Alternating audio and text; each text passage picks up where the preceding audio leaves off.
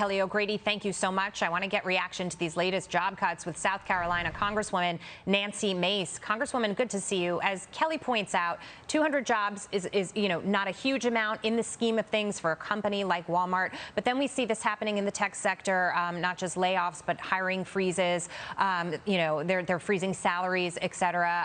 And you wonder, no matter how you define a recession in this country, we've been, getting through difficult times right now, and there are headwinds ahead that Americans are bracing for as well. Your thoughts on what we could be doing better to help brace ourselves, as a nation from a government standpoint?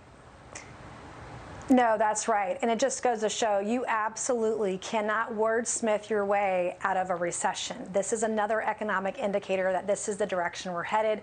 If that wasn't enough, the first 2 quarters of this year, we're seeing the economy growing in the wrong direction, not growing.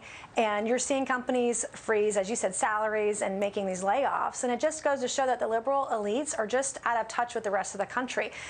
They don't understand the recession because they don't know anyone that works at Walmart, and they don't shop there. This is a place where people go to save money. When you're going to buy eggs and a gallon of milk, I checked early this morning, I compared Walmart to my local grocery stores. It was 20% less to go buy basic necessities at Walmart than any other grocery store where I live. And most American families are seeing that. You're seeing in some of the other indicators with Walmart, they're not buying whole wheat products. They're buying white bread, for example. But Washington is totally out of control. They think they can handle a recession and inflation with more spending. And Congress is going to be called up probably on Monday to vote for or against another massive deficit spending bill by the Biden administration that will increase taxes and increase inflation. You can't stop this by having more taxes and more spending. You've got to cut taxes. You've got to cut spending. And Joe Biden and the administration are doing what's opposite of what's needed today.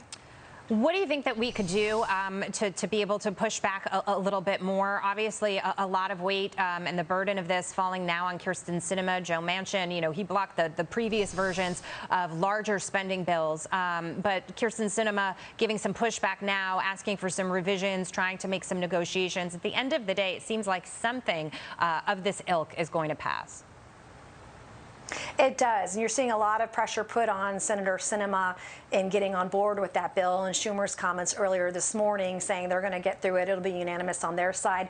I am thankful that she is holding it up at this point and pointing to some of the taxes. And there are taxes on corporations in there.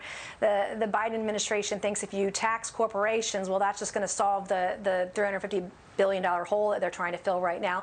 But unfortunately, when you tax corporations or small businesses, that tax is not free to the American people. Somebody's going to pay that bill, and it'll be largely on the backs of hardworking Americans and their families, because prices will go up inevitably in whatever product they're producing. And so that's not the answer. And if Sinema does come on board, well, then it likely could pass potentially, which will be devastating to our economy and continue the record inflation we're seeing right now, which is about 9.1% so far this year. It's untenable. And when you couple that with the crashing real estate market because interest rates are going up, it's a really dire forecast for companies going forward for the next 6 to 12 months. And I want to drill down on that point for a moment, because there were a lot of semantics involved in what constitutes a recession, right? And now we're talking about what constitutes a tax hike. The Democrats are saying, well, we're not raising your tax bracket, so what we promised you that we won't raise taxes on individuals under $400,000, making under $400,000 a year. Well, that's true. We're keeping our promise. But then the other side argues when corporations pass on these see these tax hikes, and then they pass it on to consumers through pricing, and we're dealing with inflation all around us, paying more for goods and services. Effectively, these are tax hikes, and people are feeling that. Absolutely. Inflation is taxation. And when you run up the score and you look at the cost of everything being higher, far higher now than a year ago and even 2 years ago, and you see that American families are losing an entire month's salary due to inflation, and not to mention the cost of utilities are up, this is a tax on every hardworking American.